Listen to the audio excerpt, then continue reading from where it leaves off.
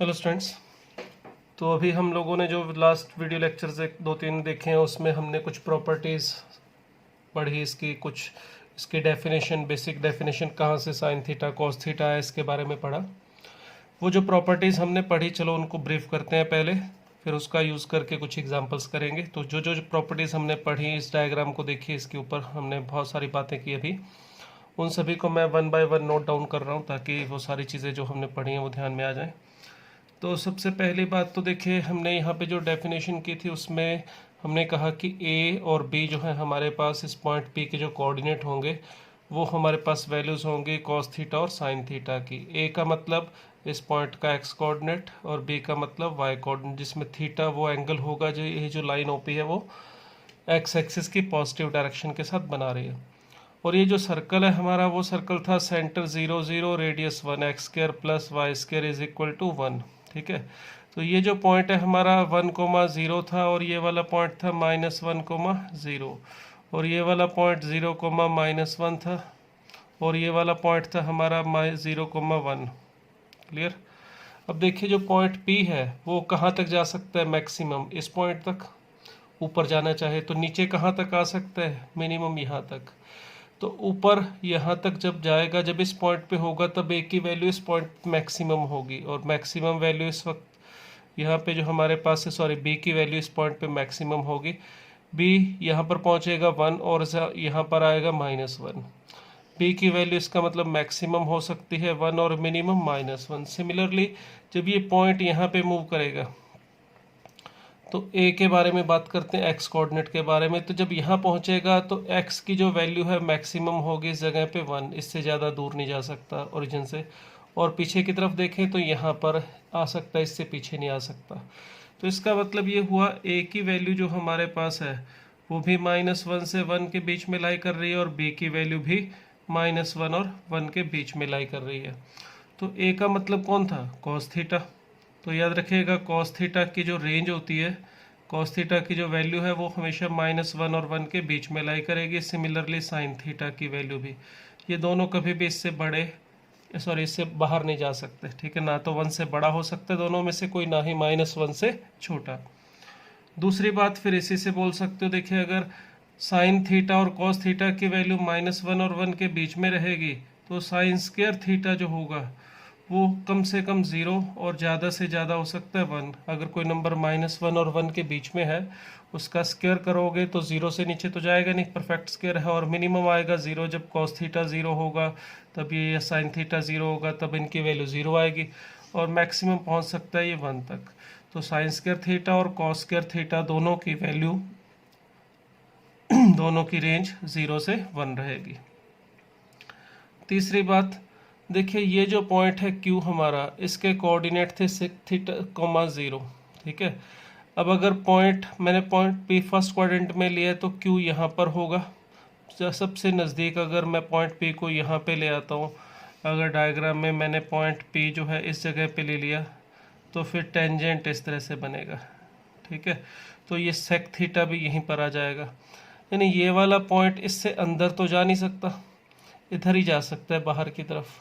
या फिर अगर पॉइंट यहाँ पे टेंजेंट लेके मैं ड्रॉ करूँ P यहाँ पे, तो सेक थीटा यानी कि जो पॉइंट Q है हमारा वो यहाँ पर होगा सबसे। अगर मैं पास ले के आना चाहूँ तो इस पॉइंट पे आ सकता है, यानी कि यहाँ पे अगर टेंजेंट ड्रॉ किया जाए इस तरह से तो Q पॉइंट जो हमारा ये होगा और ये हमारा R पॉइंट है। तो P पॉइंट, सॉरी, ये जो Q पॉइंट है यहाँ से लेके या तो इस तरफ मूव करेगा इस तरह, या फिर इधर की तरफ जा सकता है, इस सर्कल के अंदर कभी नहीं आएगा ये। तो ये देखिए Q का मतलब, Q का जो एक्स कोऑर्डिनेट है वो था सेक थीटा, तो इस पॉइंट से लेके सेक थीटा की वैल्यू इधर जा सकती है और आगे कहीं पर भी जा सकता है इनफाइनाइट तक। जब आप सर्कल इस जगह पे जो टेंजेंट है यहाँ पे बनाएंगे ये वाला पॉइंट P लेके, तो देखो ये पॉइंट कट ही नहीं करेगा, बहुत दूर तक चला जाएगा। ये थोड़ा सा अगर झुकाओगे तो उस केस में ये इनफाइनाइट पे जाके इसको कट करेगा। इसका मतलब हुआ कि जो सेक थीटा है उसकी सबसे कम वैल्यू अगर इधर से देखी जाए, पॉजिटिव में देखी जाए, तो 1 और उसके बाद आगे जा रहा है वो इनफाइनाइट तक। और इसी तरह से अगर इधर कट करेगा तो सबसे छोटी वैल्यू जो आएगी सेक थीटा की, सॉरी सबसे बड़ी वैल्यू -1 और इधर जाएगा तो माइनस इनफाइनाइट तक जा सकता है। तो सेक थीटा की वैल्यू कहाँ से कहाँ तक लाई कर रही है, माइनस इनफाइनाइट से -1 या फिर 1 से इनफाइनाइट। सिमिलरली कोसेक थीटा भी देख सकते हैं। कोसेक थीटा के लिए ये जो आर पॉइंट है ये हो गया, इसके वाई कोऑर्डिनेट होगा कोसेक थीटा। जब सबसे नज़दीक की बात करोगे तो यहाँ पर आ सकता है, इससे नीचे तो आ नहीं सकता, या फिर जा सकता है ऊपर की तरफ। जैसे जैसे पॉइंट आप नीचे लाते जाओगे, जैसे आप पॉइंट को यहाँ लाओगे तो ये और ऊपर चला जाएगा, और इधर लाओगे तो और ऊपर चला जाएगा। तो जो आर पॉइंट है हमारा वो इस सर्कल के ऊपर सबसे कम आज नज़दीक आ सकता है इस पॉइंट पे, और ऊपर कहीं पर भी जा सकता है। और इसी तरह से अगर टेंजेंट यहाँ नीचे से ड्रॉ करेंगे इस तरह से पॉइंट लेके, तो ये अपने पास कोसेक थीटा होगा। अगर आप इसको ऐसे टेंजेंट को ड्रॉ करोगे तो यहाँ पर सेक थीटा आ जाएगा। तो कोसेक थीटा की जो वैल्यू है वो भी कहाँ पे जा रही है, नीचे माइनस इनफाइनाइट, ऊपर प्लस इनफाइनाइट, मगर सर्कल के अंदर नहीं आएंगे कभी भी ये दोनों पॉइंट। तो कोसेक थीटा की वैल्यू भी सेम इसी तरह से माइनस इनफाइनाइट से -1 और 1 से इनफाइनाइट के बीच में लाई करेगी। क्लियर। तो ये कोसेक थीटा और इनकी रेंज होगी। अगर इनके स्क्वायर की बात करना चाहें तो सेक स्क्वायर थीटा की जो वैल्यू है, देखिए जब नंबर कोई -1 और 1 के बाहर लाई करता है, जैसे कि दोनों की बात हो रही है सेक थीटा और कोसेक थीटा की, जब ये नंबर यहाँ पर होगा तो 1 से लेके इनफाइनाइट के बीच में जो नंबर होंगे उनका स्क्वायर भी 1 से इनफाइनाइट में होगा। अगर मान लो कोई नंबर t है जो यहाँ पे लाई कर रहा है 1 से इनफाइनाइट, तो टी स्क्वायर कहाँ पे लाई करना चाहिए, जो नंबर 1 से बड़े होंगे उनका स्क्वायर तो 1 से इनफाइनाइट ही होगा, और जो नंबर -1 से पीछे होंगे उनका स्क्वायर भी यहीं पर ही आएगा 1 से इनफाइनाइट। तो इसका मतलब सेक स्क्वायर थीटा की जो वैल्यू है वो 1 से इनफाइनाइट के बीच में लाई करेगी। Same thing cosec square theta के बारे में भी बोल सकते हैं। तो इसकी भी रेंज 1 से इनफाइनाइट होती है। क्लियर। तो ये कुछ बेसिक पॉइंट हम ध्यान रखते हैं, इनकी रेंज के बारे में बात हो रही है। नंबर 5, अगर tan के बारे में बात करें, देखिए यहाँ पर ये जो लेंथ है हमारे पास, यहाँ से P से लेके Q, ये थी tan थीटा। ठीक है। अब जब ये सर्कल जो है ये पॉइंट P पे जो टेंजेंट लिया मैंने इस पॉइंट पे, तो ये पॉइंट P और Q यहाँ पर थे, तो इसका मतलब ये लेंथ tan थीटा है।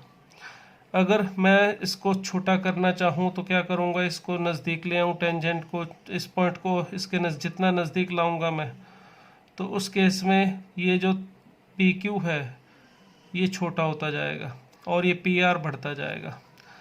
तो जब सर्कल का जो टेंजेंट है बिल्कुल ही यहाँ पर आ जाएगा, उस वक्त ये जो दोनों पॉइंट हैं P और Q ये एक ही जगह पर आ गए, तो यानी कि इसकी वैल्यू यहाँ पे कितनी होगी, 0।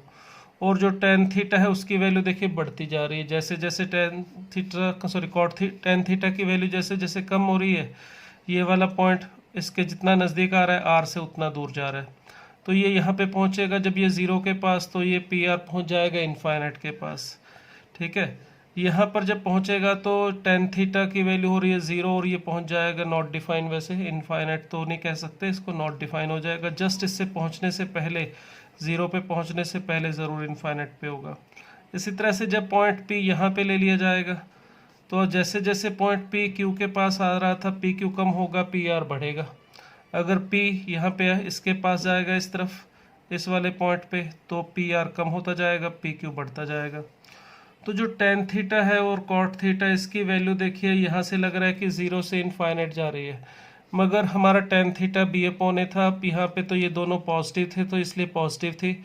जब यहाँ पर आएंगे तो इस केस में ये नेगेटिव भी होगा, tan थीटा और cot थीटा। तो इसका मतलब यहाँ पे अगर tan थीटा और cot थीटा के वैल्यू की बात करें तो वो 0 से माइनस इनफाइनाइट में जाएगी, यहाँ पे 0 से इनफाइनाइट। तो tan थीटा की वैल्यू इसका मतलब माइनस इनफाइनाइट से प्लस इनफाइनाइट कहीं पर भी जा सकती है। सेम cot थीटा के बारे में हो गया। तो दोनों की जो रेंज है वो हो जाएगी R minus infinite two plus infinite, R मतलब सेट ऑफ रियल नंबर। और अगर इनके स्क्वायर की बात करूं तो tan स्क्वायर थीटा, अब किसी भी रियल नंबर का स्क्वायर हो वो 0 से कम तो हो नहीं सकता, तो 0 से इनफाइनाइट, जो नंबर यहाँ पे माइनस इनफाइनाइट से 0 के बीच में होंगे उनका स्क्वायर भी 0 से इनफाइनाइट जाएगा। सिमिलरली cot स्क्वायर थीटा के बारे में भी यही बात बोल सकते हैं। तो ये तो हो जाएगी भाई इनकी सबकी रेंज। ठीक है, जो हमने सिर्फ इस ग्राफ को देख के, इनकी प्रॉपर्टीज़ को देख के बात की है। ठीक है, अब चलते हैं आगे। इनकी वैल्यूज़ के बारे में थोड़ा बात की थी हमने। Tan theta, cot theta, sec theta, इनकी रेंज तो हो गई है। इनकी वैल्यूज़ कहाँ पर क्या होंगी उसके बारे में कुछ डिटेल्स हमने पढ़ी थी अभी, उनको भी थोड़ा मेमोराइज करते हैं, नोट डाउन करते हैं। प्रॉपर्टी नंबर 7, देखिए ये जो पॉइंट था ए, यहाँ पर इसके कोऑर्डिनेट थे 1,0 और यहाँ पर थे हमारे पास -1,0। ये पॉइंट था 0,1 और ये पॉइंट था 0,-1। ठीक है, ये सर्कल हमारा x² + y² = 1 था। अगर इस सर्कल के ऊपर ये पॉइंट P लिया तो इसके कोऑर्डिनेट ए बी हमारा cos थीटा और sin थीटा थे और ये एंगल था थीटा। सॉरी, जब पॉइंट P हम यहाँ पे लाएंगे ए के ऊपर, इस पॉइंट पे, तो इस पॉइंट पे थीटा की वैल्यू हो जाएगी 0। थीटा 0 होगा तो यहाँ पर देखिए हमारे पास y कोऑर्डिनेट जो है वो 0 हो रहा है, यानी कि साइन थीटा की वैल्यू 0 हो रही है यहाँ पर भी और यहाँ पर भी। यानी 0 पे, थीटा 0 पे और पाई पर साइन थीटा की वैल्यू 0 होगी। 0 पे 0, पाई पे 0। फिर एक काम करते हैं, थोड़ा और घूमते हैं, यहाँ पर पहुँच जाते हैं सर्कल लगा के 2 पाई पर। 2 पाई हो जाएगा, ये पूरा चक्कर लगा के आएंगे तो यहाँ पर भी 0। फिर यहाँ से घूम के आगे जाओगे तो 2 पाई तो एक चक्कर हो गया, तो ये 1.5 सर्कल हो जाएगा, तो यहाँ पे 3 पाई, फिर साइन की वैल्यू 0। फिर एक चक्कर और लगाएंगे तो यहाँ पहुँच जाएंगे, तो यहाँ पे 4 पाई हो गया, फिर साइन की वैल्यू 0। इसका मतलब साइन थीटा 0 कहाँ पर हो रहा है? साइन थीटा 0 हो रहा है 0 पे, पाई पे, 2 पाई पे, 3 पाई पे, 4 पाई पे, 5 पाई पे, 6 पाई पे, मतलब थीटा = n पाई। n इसमें इंटीजर है। ठीक है, पॉजिटिव भी ले सकते हैं, नेगेटिव भी। मतलब अब जैसे मैं एंटी क्लॉकवाइज घूम रहा हूँ तो यहाँ पर पाई है, ये 2 पाई है, ये 3 पाई है। अगर इसको ऐसे घुमाऊँ मैं तो ये माइनस पाई, ये -2 पाई, यहाँ पे -3 पाई, -4 पाई, -5 पाई। तो इन जगह पर साइन की जो वैल्यू है वो 0 हो रही है। इसी तरह से इन पॉइंट्स पे देखिए, यहाँ पर आपका x कोऑर्डिनेट यानी cos की वैल्यू 0 है, तो इस जगह पर थीटा की वैल्यू देखिए कितनी है, 90। और 90 के बाद यहाँ पे यानी π/2 और ये 3 π/2 यानी 270, यहाँ पर 0 है, तो π/2 पे 0 है, उसके बाद 3 π/2 पे भी 0 हो गया। फिर आगे चलूँगा, घूमूंगा, देखो पहले यहाँ से हमने अपना स्टार्ट किया तो π/2 पे 0, फिर आगे पाई चले गए, 3 π/2 पे भी cos की वैल्यू 0। फिर आगे चले जाओगे 5 π/2 पे 0, फिर आगे चले जाओगे तो 7 π/2 पे 0। तो ऐसे हम जब भी आधा सर्कल पूरा करेंगे, यहाँ या यहाँ पहुँचेंगे तो cos की वैल्यू हो रही है 0। तो 5 π/2, 7 π/2, इसी इन सभी जगह पर cos की वैल्यू 0 हो रही है। इसका मतलब cos थीटा = 0 कहाँ पर होगा हमारा? At theta = 2n + 1 π/2। क्लियर? तो ये था हमारा b और ये है a, यानी x कोऑर्डिनेट और y कोऑर्डिनेट। हमारे x coordinate a cos theta और y कोऑर्डिनेट यानी कि b sin थीटा। तो इनकी वैल्यू इन जगह पर 0 होगी, ध्यान रखिएगा।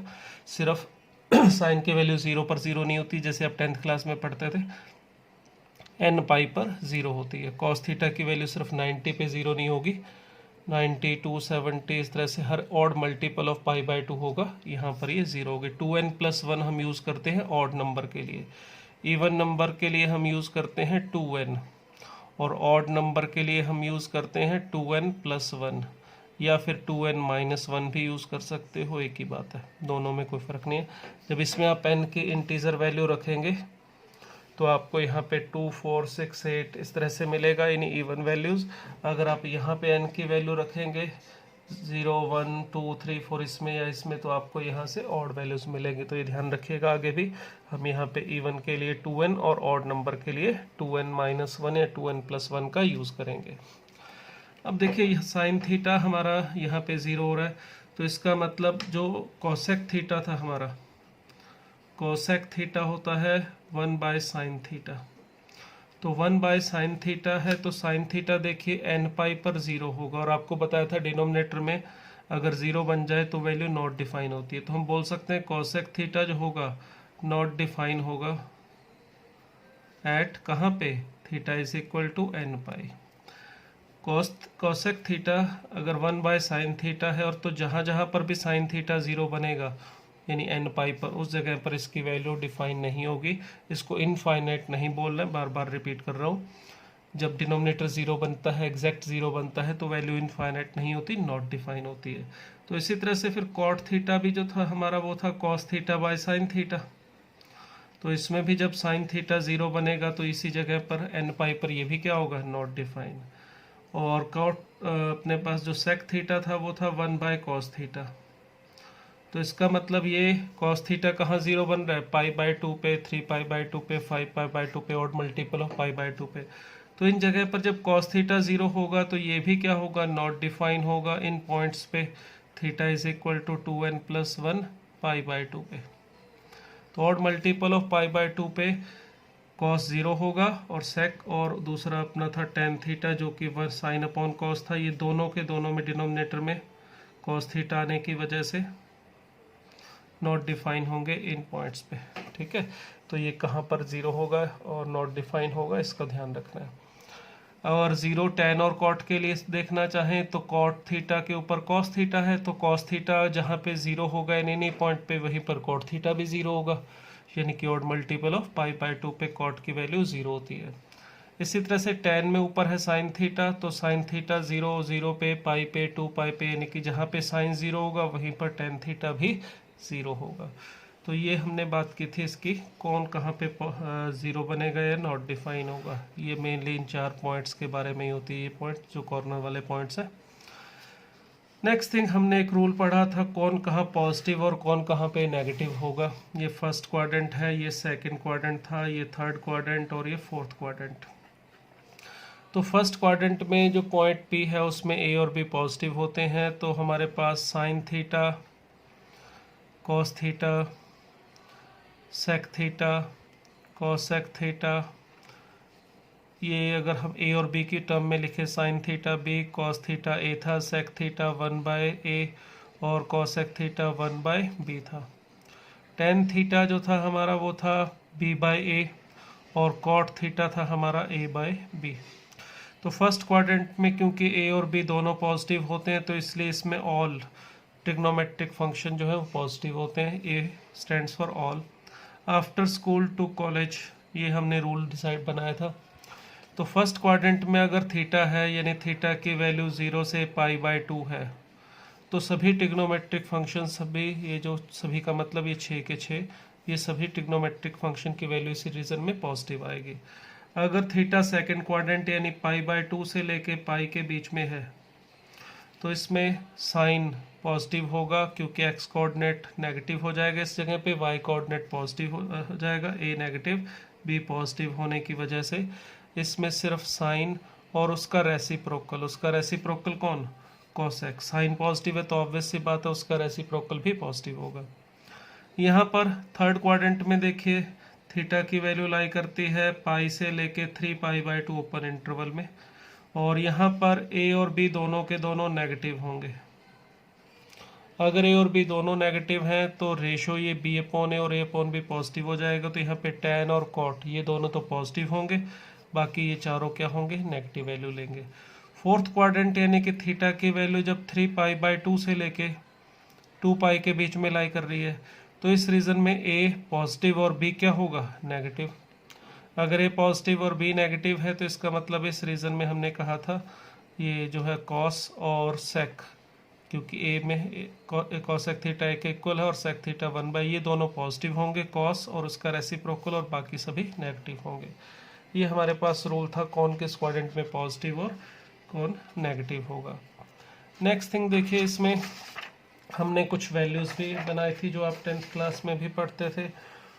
साइन कॉस टेन, इनकी वैल्यू 0, 30 डिग्री, वो हम एक टेबल यहाँ पे बना रहे हैं, वही टेबल जो आपने 10th क्लास में बनाया होगा, याद रखना उसको।